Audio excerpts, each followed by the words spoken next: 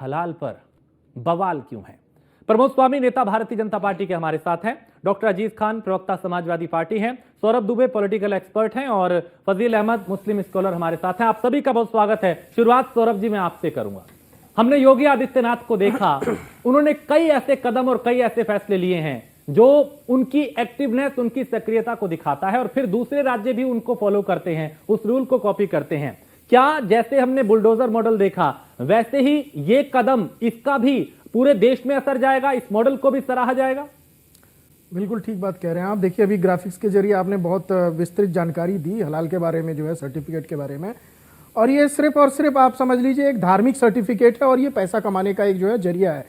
मतलब 30,000 करोड़ के आसपास की कमाई इसके माध्यम से जो अभी आंकड़ों के हिसाब से दिख रहा है वो 30,000 करोड़ के आसपास है और ये एक धार्मिक सर्टिफिकेट के रूप में है। तो ये धार्मिक सर्टिफिकेट क्या हर धर्म के द्वारा फिर दिया जाए? फिर हिंदू भी अपना धार्मिक सर्टिफिकेट दे कि भैया यही प्रोडक्ट खाना चाहिए, वो नहीं खाना चाहिए। बौद्ध धर्म भी अपना दे, जैन भी दे, फिर सारे धर्म मिलकर के अपना अपना सर्टिफिकेट देने लगे।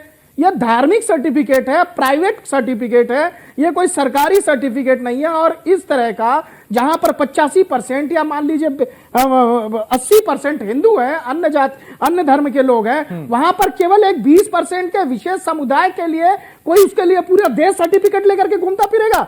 हर उसमें जो है एफएमसीजी कंपनी में चले जाइए, हर उस होटल के अंदर चले जाइए, रेस्टोरेंट के अंदर चले जाइए।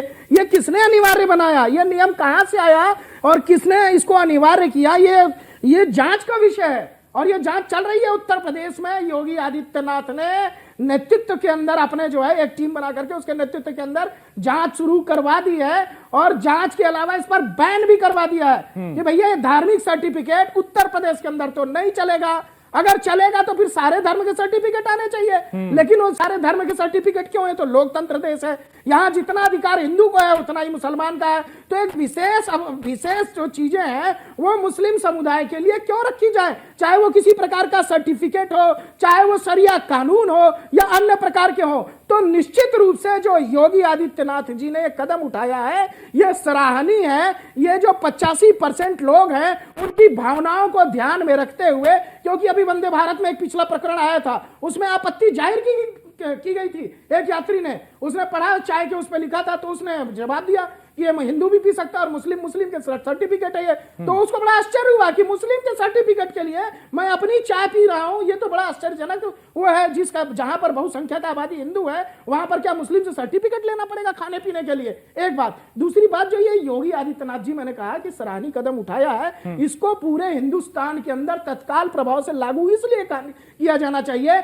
आपको याद हो बुलडोजर पर था भाई, बुलडोजर, आज जो बुलडोजर चल रहा है तो उसके माध्यम से जितने अपराधी हैं उनके अंदर डर का, भय का माहौल पैदा हुआ है। जितने अपराध होते थे, चाहे वो आप जमीन हड़प रहे हैं किसी की या महिलाओं के प्रति अत्याचार है, बलात्कार पर आप सीधा बुलडोजर से घर तोड़वा दे रहे हैं, तो वो उससे जो आरोपी है उसके मन में भय आता है। और इसी को देख करके देखिए मध्य प्रदेश में भी हुआ, राजस्थान में भी कुछ जगहों पर देखने में आया इसमें। तो ये कहीं ना कहीं एक जो भय और आतंक का माहौल बना हुआ है उससे निजात पाने के लिए ये जो मॉडल है वो सक्सेस रहा। तो इसी प्रकार से ये जो हलाल सर्टिफिकेट है, एक विशेष समुदाय का सर्टिफिकेट है, इसको हिंदुस्तान के अंदर से समाप्त किया जाना चाहिए, बैन किया जाना चाहिए, पकड़े जाने पर कड़ी कार्रवाई करनी चाहिए, कोई संकोच नहीं करना चाहिए। जिसको कोर्ट जाना है कोर्ट का रास्ता खुला है, लेकिन सरकारें जहां जहां पर जिस भी पार्टी की हो वो इस सख्त कदम उनको उठाना चाहिए और इस योगी मॉडल को जो है वो अपनाना चाहिए। क्योंकि आपको